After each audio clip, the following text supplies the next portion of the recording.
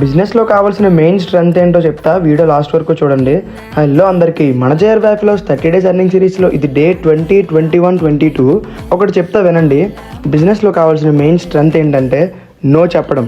Yes, మీరు విన్నది కరెక్టే, నో చెప్పడం రావాలి. మనం జాబ్ చేస్తే అది వేరే విషయం, ఎందుకంటే డైలీ రొటీన్ ఒకేలా ఉంటుంది. ఆఫీస్కి ఇంటికి ఎప్పుడో వీకెండ్స్లో ఫ్రెండ్స్ ఆర్ ఫ్యామిలీతో అవుటింగ్ వెళ్తాం. అండ్ బిజినెస్లో అలా కాదు, పర్సన్ టు పర్సన్ ఇంటరాక్షన్స్ ఉంటాయి. అండ్ కొత్త కొత్త మనుషుల్ని చూస్తాం అండ్ వాళ్ళ దగ్గర ఎంతో కొంత నేర్చుకుంటాం.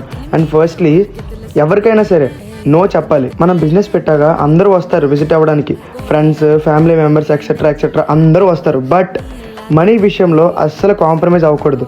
ఎందుకంటే నీకేం ఫ్రీగా రావట్లేగా, కష్టపడితేనే కదా వస్తాయి మనీ. ఆ మనీతోనే నువ్వు ఇన్వెస్ట్ చేసి బిజినెస్ చేస్తున్నావు. సో అక్కడ మొహమాటంతో సైలెంట్గా ఉంటే పని అవ్వదు. అండ్ వాళ్ళు ఏమనుకున్నా పర్లేదు, నువ్వు కమర్షియల్ అనుకున్నా ఇట్స్ ఓకే. బిజినెస్లో కమర్షియల్గానే ఉండాలి, అప్పుడే నీ గ్రోత్ బాగుంటుంది. అండ్ నువ్వు బయట ఎంత ఖర్చు పెట్టినా బిజినెస్ వరకు వస్తే ఎలాంటి రిలేషన్స్ చూడకూడదు. ఇది మెయిన్ పాయింట్. అండ్ ఆన్ పాయింట్లో స్ట్రైట్గా చెప్పడం రావాలి. నో అవ్వదు, మనీ ఇచ్చి తీసుకొని వెళ్ళండి అని నువ్వు ఎప్పుడైతే అలా నో చెప్తావో అప్పుడు నీకు ఒక వాల్యూ వస్తుంది. అండ్ సెకండ్ టైం వాళ్ళు అలా రిపీట్ చేయరు. That's it.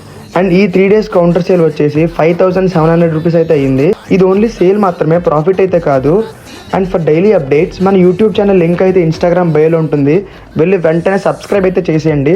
అలానే మన ఇన్స్టా పేజ్ని కూడా ఫాలో అయిపోండి. నెక్స్ట్ వీడియోలో మళ్ళీ కలుద్దాం. Bye bye.